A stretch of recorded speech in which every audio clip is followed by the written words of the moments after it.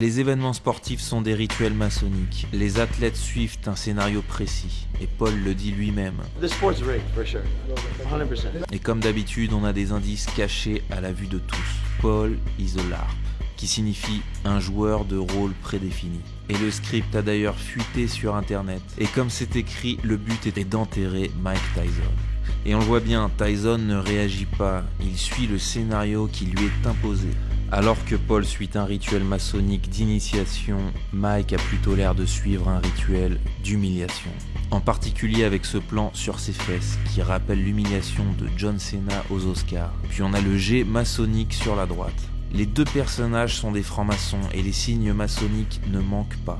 Œil caché, doigt du silence, corne du diable, 666. Pendant son entrée, Paul porte une veste avec le logo de la société secrète Skull and Bones.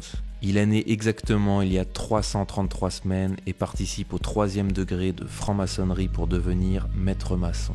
Le 3e degré est bien représenté avec le logo Celsius au centre du ring. 33 secondes avant la fin, le commentateur fait référence à Chronos en citant le père du temps. Chronos est souvent représenté en train de mordre un enfant. C'est pour ça que symboliquement, Mike Tyson mordait son gant tout au long du match. Les rituels maçonniques utilisent des gestes précis.